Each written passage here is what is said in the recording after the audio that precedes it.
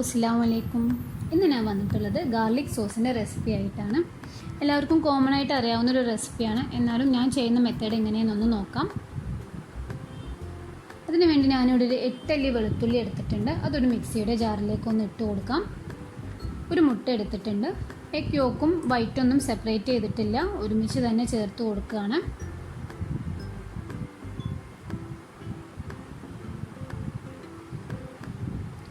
ഒരു piece potato എടുത്തിട്ടുണ്ട്.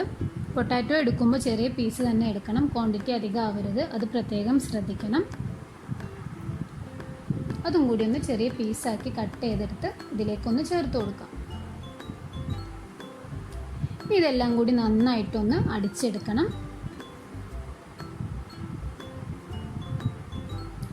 ഈ ഒരു പരുവത്തിലാണ് അടിച്ചെടുക്കേണ്ടത്. ഇനി അതിലേക്കൊരു 1/2 ഗ്ലാസ് പാല് കൂടി ചേർത്ത് കൊടുക്കണം. നമുക്ക് ഓയിൽ ചേർത്ത് കൊടുക്കണം. ഞാനിവിടെ 1 ഗ്ലാസ് ഓയിലാണ് എടുത്തിട്ടുള്ളത്. ഓയിൽ കംപ്ലീറ്റ് ആയിട്ട് ചേർത്ത് കൊടുക്കരുത്, കുറച്ച് ചേർത്ത് കൊടുക്കാൻ പാടുള്ളൂ. അപ്പോൾ ആദ്യം നമുക്കൊരു 1/2 ഗ്ലാസ് ചേർത്ത് കൊടുത്തൊന്ന് അടിച്ചെടുത്ത് നോക്കണം. എന്നിട്ട് ആവശ്യമുണ്ടെന്നുണ്ടെങ്കിൽ പിന്നെ ചേർത്ത് കൊടുത്താൽ മതി. ആവശ്യത്തിനുള്ള ഉപ്പ് കൂടി ചേർത്ത് നന്നായിട്ടൊന്ന് അടിച്ചെടുക്കണം. ഇനി അതിലേക്ക് 1 ടീസ്പൂൺ വിനെഗറും കൂടി ചേർത്ത് കൊടുത്തൊന്ന് അടിച്ചെടുക്കാം.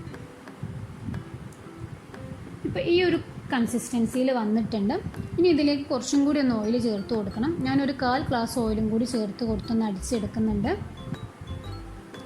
അതിൻ്റെ കൂടെ 1 ടീസ്പൂൺ ലെമൺ ജ്യൂസും കൂടി ചേർത്ത് കൊടുത്തൊന്ന് അടിച്ചെടുക്കാം.